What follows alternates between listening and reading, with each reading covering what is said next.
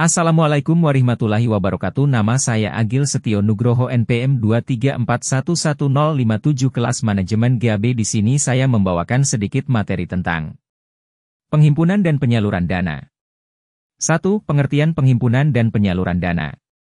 Penghimpunan dana adalah proses mengumpulkan dana dari masyarakat, perusahaan, atau individu untuk digunakan dalam kegiatan ekonomi. Dana yang dihimpun dapat berasal dari berbagai sumber, seperti simpanan, investasi, atau pinjaman. Penyaluran dana adalah proses menyalurkan dana yang telah dihimpun kepada pihak yang membutuhkan dana, baik itu individu, perusahaan, atau lembaga lainnya, dalam bentuk pinjaman, investasi, atau bentuk pembiayaan lainnya. Kedua kegiatan ini merupakan inti dari fungsi lembaga keuangan, terutama bank, dalam menggerakkan perekonomian. 2. Penghimpunan dana. Penghimpunan dana dilakukan oleh berbagai lembaga keuangan untuk memenuhi kebutuhan finansial masyarakat dan bisnis. Ada beberapa cara penghimpunan dana, di antaranya. A. Simpanan masyarakat. Tabungan, saldo yang disimpan oleh masyarakat dalam bentuk rekening tabungan di bank, dengan bunga yang rendah. Deposito, simpanan yang disetor dengan jangka waktu tertentu dan biasanya menawarkan bunga lebih tinggi dibandingkan tabungan. Giro, simpanan yang dapat diambil kapan saja dan digunakan untuk transaksi pembayaran. B. Sumber lainnya.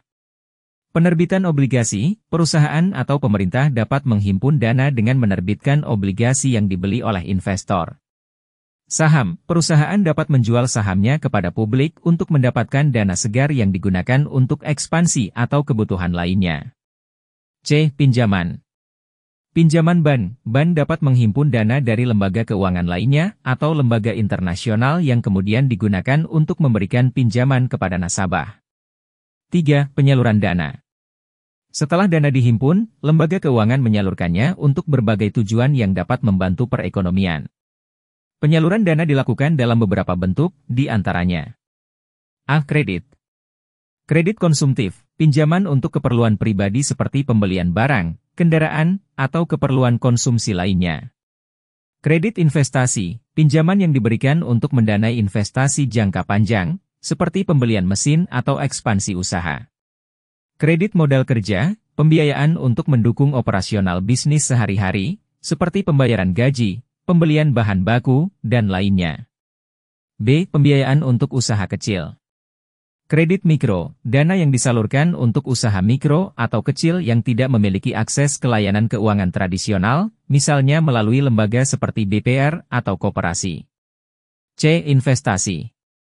Lembaga keuangan juga dapat menyalurkan dana dalam bentuk investasi kepada perusahaan yang memerlukan modal untuk ekspansi atau pengembangan usaha, baik melalui pasar saham, venture capital, atau pembiayaan langsung. Kesimpulan. Penghimpunan dana dan penyaluran dana adalah dua aspek kunci dalam kegiatan ekonomi yang dilakukan oleh lembaga keuangan, khususnya bank. Penghimpunan dana dilakukan melalui simpanan, penerbitan obligasi, saham, dan pinjaman, sementara penyaluran dana dilakukan melalui pemberian kredit, investasi, dan pembiayaan usaha.